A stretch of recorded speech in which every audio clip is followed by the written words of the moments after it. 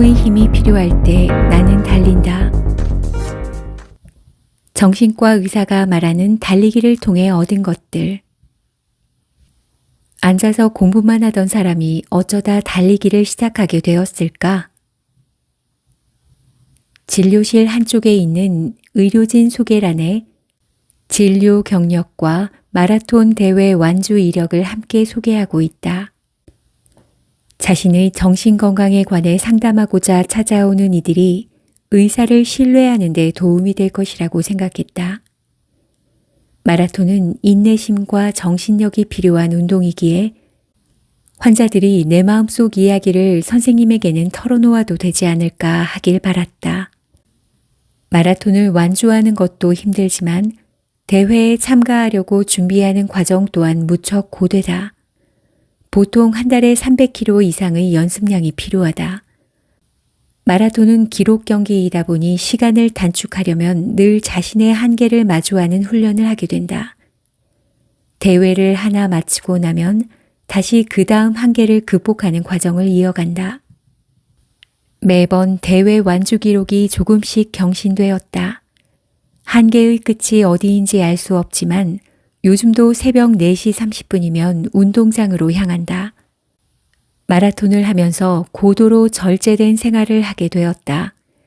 일찍 자고 일찍 일어나는 건 기본이 되었고 음식 섭취를 절제하고 사람들과의 만남도 정제된 경건한 수도승 같은 삶이다. 나는 마음의 귀를 기울이며 달린다. 달리면서 일어나는 마음속 느낌을 주시하며 내면의 소리를 듣는다. 그리고 그 느낌과 생각이 맞는지 스스로 질문한다. 그리고 마음에서 떠오르는 답이 있으면 그 답에 대해 정말 그런가 다시 확인한다. 하루하루 달리기를 이어오는 동안 끝없이 내면을 성찰해왔다. 너무 힘들다. 내가 해낼 수 있을까 하는 생각이 들 때마다 힘들고 고통스러운 것을 피하고 싶어서 변명하고 합리화하려는 속마음을 관찰하게 되었다. 힘들다. 그만하고 싶다는 생각이 들 때 속마음을 들여다보면 나는 한순간도 힘들기 싫고 손해를 보기도 싫다. 그래서 어려울 때마다 매번 타협하려고 한다. 한편으로는 힘들지만 내가 할 수 있다는 것을 알고 이겨내고 싶다는 마음이 있다.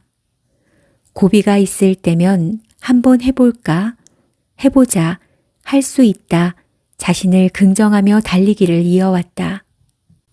환자들에게도 늘 마음을 들여다보고 자신을 이해하고 긍정하도록 전하고 있다. 마라톤을 하다 보면 때로는 이렇게 달려서 뭐하나 하는 생각이 든다. 그 감정이 무기력하고 우울하기도 하다. 기록을 앞당기며 대회를 마칠 때는 해냈다는 기쁨과 환희의 순간들이 존재한다. 하지만 곧이어 밀려오는 피로감, 무력감, 상실감, 허탈함 등을 느낀다. 이것은 직장, 학교, 가정 등 일상생활에서 겪는 무기력이나 우울감과 별반 다르지 않다.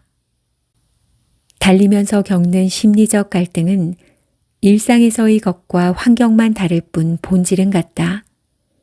내면의 스트레스를 극복하는 과정 또한 마라톤에서나 삶에서나 크게 다르지 않다.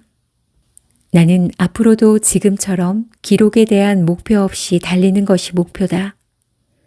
그리고 달리기는 계속해서 자신을 성찰하는 명상과 기도, 수행의 방편이 될 것 같다. 내 마음 이해하고 존중하기. 그냥 살자. 그냥 달리자. 우리가 사는데 확실한 이유가 있을까? 왜 사는가? 그냥 산다. 그냥 살자. 그렇다면 그냥 사는 건 어떤 것일까? 그러면 그냥 사는 것이 아닌 것은 무엇일까? TV나 유튜브를 보면 좋은 집에서 여가 생활을 누리며 사는 사람들의 모습을 보게 된다.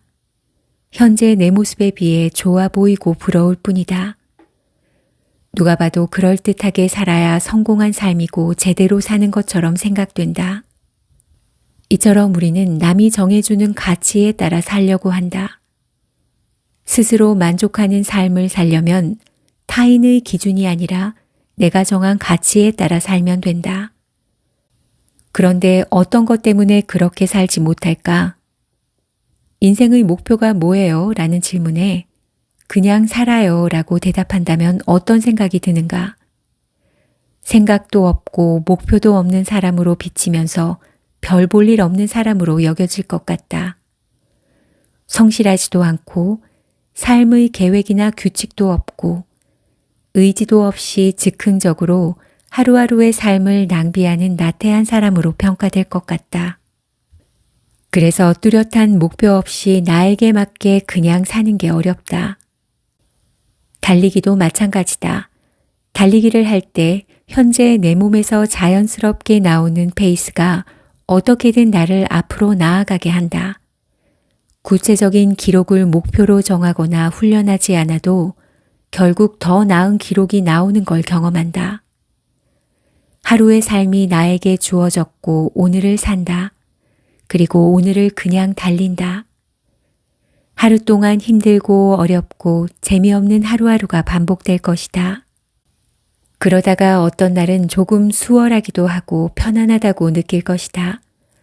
그러다 보면 감사하고 즐거운 순간도 마주하게 될 것이다. 무엇을 시작하려고 할 때 앞에 붙는 수많은 수식어를 내려놔보자. 때로는 그냥 하는 것이 어쩌면 오랫동안 지속할 수 있는 가장 최선의 방법이 되기도 한다. 누군가에게는 한심해 보일지 모르는 그냥 한다는 것은 누구보다 그 순간에 몰입한다는 의미이기도 하다. 힘들고 어렵다고 해서 피하지 않고 마주하며 지속해낸다는 뜻이다. 마음 먹으면 된다는데 마음은 어떻게 먹어요? 운동이 도움이 된다는 건 알지만 몸도 마음도 무기력하여 시작이 어렵다. 운동이 필요하다고 느끼지만 막상 시작하려니 쉽지 않고 지속하기도 어렵다. 아예 운동을 처음부터 시작해야 할 때는 어디서부터 어떻게 해야 할지 막막하다. 백지에 그림을 그릴 때 보통 밑그림부터 시작한다. 전체 형태를 잡고 그림을 그리다가 세부적인 표현을 하고 채색을 진행한다. 운동을 시작할 때도 그림과 마찬가지로 윤곽이 되는 테두리부터 잡아가면 된다. 등산의 경우 날이 더워지기 시작하면 낮에 산에 오르는 일이 당연히 숨이 가쁘고 땀도 많이 난다. 그렇지만 땀이 나고 숨찬 것만 있는 것은 아니다. 산을 다 오르고 숨을 고르면서 이마에 스치는 시원한 바람에 집중해 보자. 등산하기로 마음만 먹고 아무것도 하지 않을 때보다 훨씬 기분이 좋다는 걸 온몸으로 느낄 수 있다. 그러면 다음 날은 산 입구까지 갈 힘이 생길 것이다. 달리기를 꾸준하게 하고 싶다면 처음에는 문 밖에 나갔다 오는 것부터 시작한다. 운동복을 입고 문을 열고 나가서 내가 운동하려는 장소에 갔다 오는 것을 반복하며 습관을 들인다. 운동장 혹은 공원이든 다녀만 오자. 그러다가 달리기를 시작해본다. 달리는 거리나 시간은 짧아도 좋다. 대신에 며칠에 한 번씩 하는 것보다는 매일 반복하는 것이 습관을 들이기 수월하다. 오늘은 쉬자라는 선택지를 없애면 갈등이 줄어든다. 짧게 달리더라도 매일 반복하자. 달리기를 시작해서 몇 번 달리다 그만둘 것이 아니기 때문에 당장 무엇을 성취하지 않아도 된다. 그렇게 두세 달 반복하면 습관이 들고 달리는 거리와 시간도 자연스럽게 늘어난다. 지금, 여기, 나에게 맞는 속도. 삶도 달리기도 템포 맞추기다. 나에게 맞는 템포로 조절하는 능력을 갖추면 수월해진다. 자동차를 운전할 때 급가속이나 급브레이크를 밟으면 적정 속도로 일정하게 주행할 때보다 연비가 떨어진다. 매일의 삶도 일정한 속도로 균형감 있게 완급 조절할 수 있는 지혜가 필요하다. 우리는 아무것도 하지 않는 시간을 불안하게 느낀다. 바쁘게 일하면서 느끼는 각성을 활력으로 느끼며 무기력한 느낌보다 차라리 낫다고 여기기도 한다. 또 무엇이든 멈추었다가 다시 시작하려면 지속하고 있을 때보다 힘이 배로 든다. 그래서 일이든 운동이든 멈추고 쉬는 것이 겁나기도 하다. 하지만 우리가 가진 에너지는 한정되어 있어서 무엇이든 쉼 없이 지속할 수는 없다. 그러면 원하지 않아도 자신도 모르게 무기력한 상태로 빠져들게 된다. 삶이든 일이든 강약을 조절하려면 현재를 바탕으로 강도를 맞추어야 한다. 그러려면 가장 먼저 나의 상태를 알아야 한다. 오늘 나의 신체적, 심리적 컨디션이 어떤지, 오늘 얼마나 에너지를 쓸 수 있는지, 또 그만큼 에너지를 쓸 동기부여는 되어 있는지 스스로 파악할 수 있어야 한다. 내 컨디션은 어떻게 파악할 수 있을까? 스스로를 관찰하고 평가할 수 있는 상태로 전환하면 된다. 바로 한 발 물러서서 나를 보는 느낌이다. 한 발 물러서서 나를 바라보려면 어떻게 해야 할까? 심호흡을 크게 해보자. 숨을 깊게 들이쉬다가 천천히 내쉬면서 호흡을 바라보자. 숨이 들어오고 있구나. 그리고 숨이 나가고 있구나. 호흡을 주시할 수 있다면 일어나는 생각과 느낌을 알아차릴 수 있다. 즉, 나를 바라볼 수 있다. 스스로를 관찰할 수 있어야 현재 내가 감당할 수 있는 삶을 살고 있는지, 무리하지 않는지, 여유가 있는지 살펴볼 수 있다. 달리기를 할 때도 시선을 멀리 두고 달리면 속도 조절이 더 수월하다.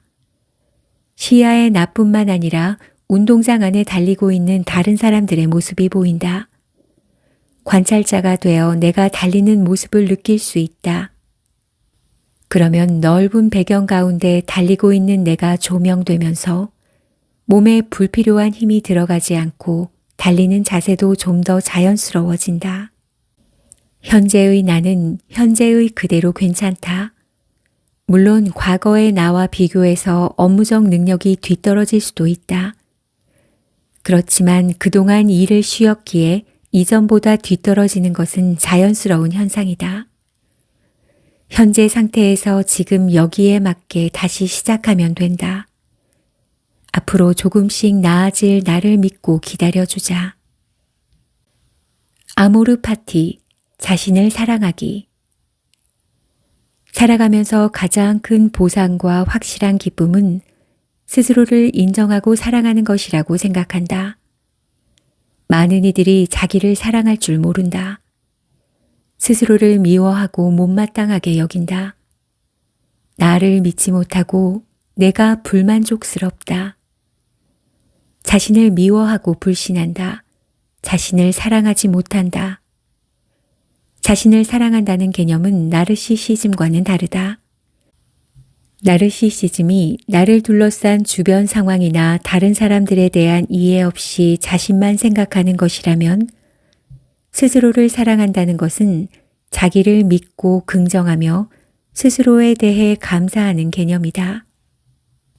나를 중심으로 산다는 것은 어떤 것일까? 주체적으로 사는 일은 나만 위하는 소위 말해서 이기적이다 라고 표현되는 것과 다른 개념이다. 나를 이해하고 스스로를 위하는 것은 내가 속한 관계 안에서 가능하다. 나를 둘러싼 전체 환경 가운데 나를 자유롭게 운영하는 것이다. 주체적으로 생각해 결정하고 행동하려면 전체 가운데 일부분인 나만 알아서는 불가능하다. 주체적으로 산다는 것은 나만 생각할 거야. 다른 사람 입장은 나는 모르겠어가 아니다. 나와 유기적으로 연결된 전체를 보고 그 가운데 부분적인 나를 인지해야 한다. 그리고 전체 안에서 필요에 따라 상대방에게 나의 상황을 이해시키는 노력이 필요하다. 내가 원하는 바를 실현하려면 결국 전체의 도움을 받아야 가능하기 때문이다. 나를 평가하는 주체는 나 자신이다. 누군가 지켜보고 있다는 생각은 평가받는 나, 보여지고 있는 나에 대해 마음을 쓰게 한다. 우리는 보통 칭찬은 바라고 비판과 비평은 피하고 싶다. 다른 사람들에게 쓸모있고 인정받는 사람이 되려고 늘 애쓰며 지낸다. 칭찬을 받으면 안심이 되고 기분이 좋다. 반면에 부족하다는 평을 들으면 긴장하게 되고 불안감이 몰려온다. 오랜 세월을 두고 인간은 생존을 위해서 무리에 속해 있어야 했다. 연약한 인간 홀로는 대자연의 변화무쌍함과 야생 포식자들에게서 살아남을 수 없었다. 생존을 도모하려면 무리에 속해야 했고, 그러려면 무리에 쓸모있는 존재가 되어야 했다. 무리에서 인정받는다는 것은 생존 확률이 높아지는 것이므로 누군가에게 칭찬을 듣는 것은 궁극적으로 생존이 안녕해지는 것과 연결된다. 다른 사람의 평가에 마음이 쓰이고 비난을 피하고 싶은 것은 자연스러운 본능적인 반응이다. 다른 사람의 칭찬에 기분 좋고 부정적인 평가에 심란해지는 것은 당연한 일이다. 칭찬받고 싶고 비난받기 싫은 것을 스스로 인정하자. 나뿐 아니라 모든 사람이 그렇다. 그리고 칭찬이든 비난이든 일순간이고 지나간다는 것을 항상 기억하자. 스스로에 대해 제대로 평가하고 점수를 매길 수 있는 주체는 나 자신이다. 왜냐하면 나의 역량과 처한 상황을 제일 잘 알기 때문이다. 충분히 잘해내고 있는데도 스스로 잘하고 있다 생각하지 못하면 주변에서 잘한다고 해도 믿기지 않는다.